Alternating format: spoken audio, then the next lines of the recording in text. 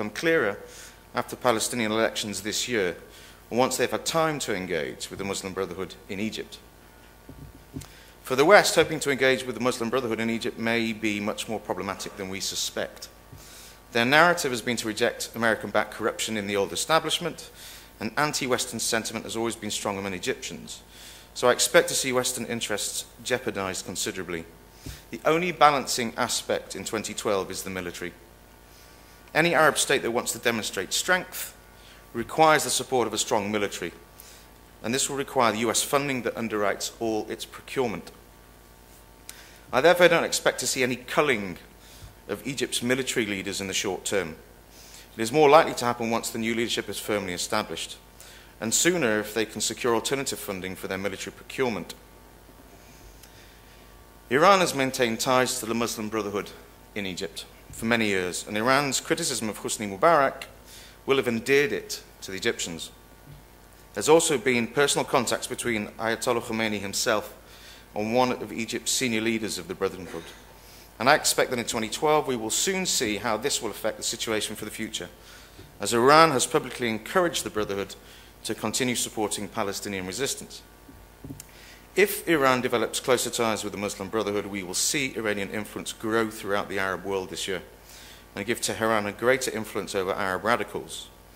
In the past, Iran has supported al-Qaeda directly and through Hezbollah, which adds a further urgency to the threat posed by a nuclear Iran, as the regime seeks to support those who could wage proxy warfare. Further afield, in Libya there will be continuing sporadic violence, but Morocco, Algeria and Tunisia may remain stable, though the developments in Egypt will be closely followed. What we can expect is al-Qaeda in Islamic Maghreb will try and exploit the general climate for radicalization, recruitment and training, leading to further attacks in the region and possibly Europe.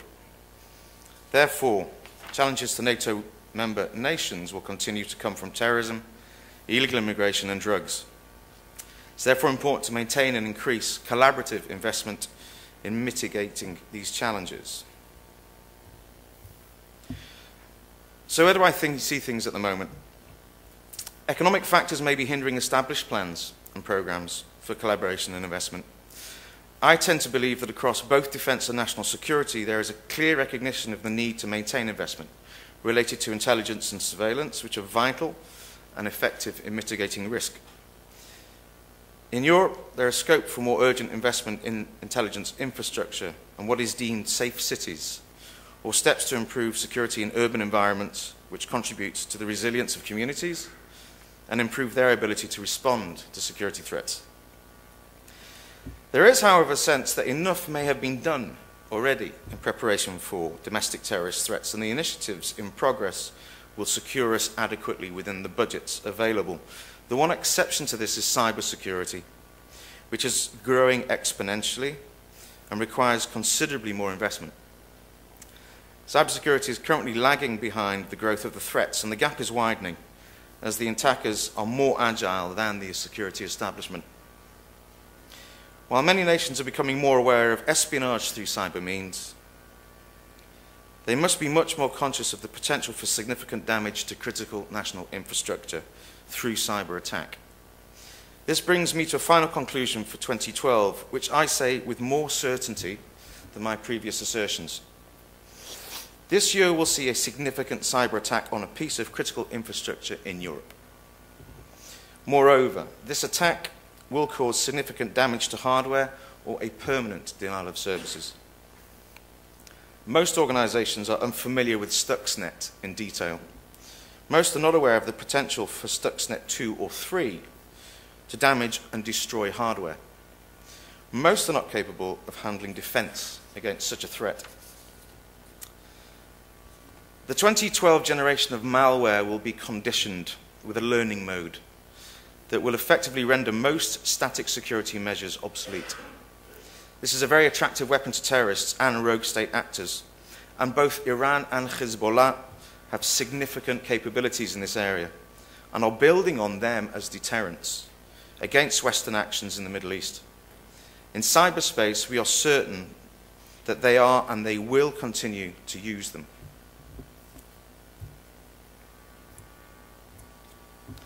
Investment in defence is falling short of requirements, and in 2012 will be a year when we will be tested in whether we continue to justify low defence expenditure.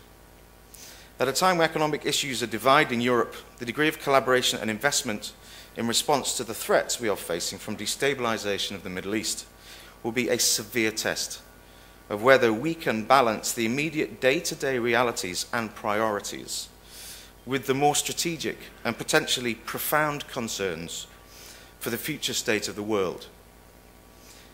If this is not feasible, and I have severe doubts about the ability of Europe to pull together, we must seek out opportunities for collaborative investment where they are to be found.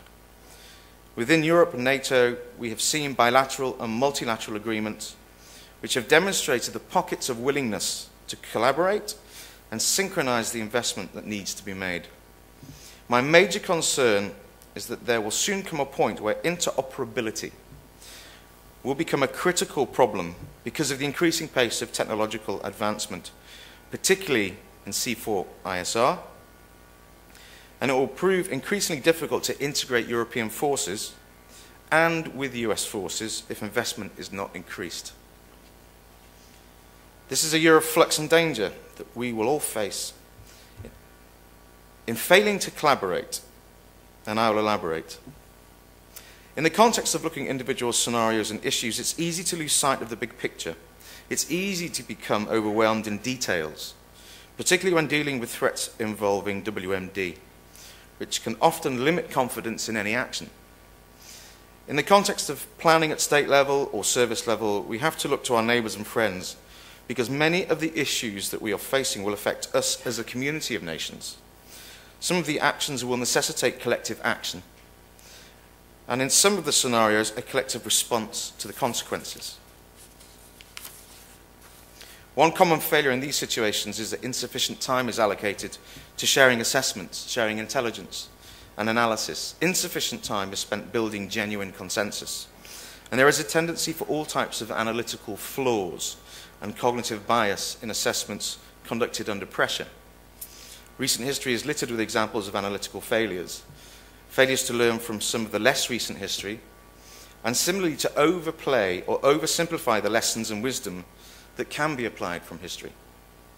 The current set of circumstances brought by the Arab Spring in Egypt and Syria, encouraged by a potentially nuclear Iran, will require us to look at a whole new set of challenges that the world has not really faced in the Middle East since the 1960s or since the end of the Soviet Union. NATO has an absolutely vital role to play in providing the collaborative framework within which this could and should happen. And as the problems we face require various approaches to containment, prevention, protection, or even preemption, this is the time to factor in the value of NATO international calculations. NATO suffered from a lack of investment, and the US has made it abundantly clear how it feels about the responsibilities of Europe to fulfill their commitments. In comparison to the events of Libya in 2011, NATO and Europe will find this year's challenges much greater in the Middle East. And there needs to be a very early realization that the burdens of collective security and defense cannot be continually delegated to the few. This year will bring home the reality of its role in the emerging threats to its southern flank. And it's important that NATO members contribute to a strong NATO. I want to end with the word risk. Risk lies at the center of 2012. Questions are raised about how risk-averse the Iranian leadership is. Action against Iran is full of risks. There are risks of escalation. There is risk in appeasement. There is always risk of brinksmanship. There's an increasing risk in delay. And of course, there's always been the risk of consequences. The scenarios that we face in 2012 will need nation states to consider closely the risk of inaction. Risk consideration and equations become more complex when dealing with very low probability events and with the threat of catastrophic events. We can look back to the Cold War and conclude that nuclear strategies were effective, and it would be easy to feel that containment and deterrence would work in the future. But there are some significant differences and new threats around WMD in the Middle East that should give us very little cause for confidence. Thank you very much.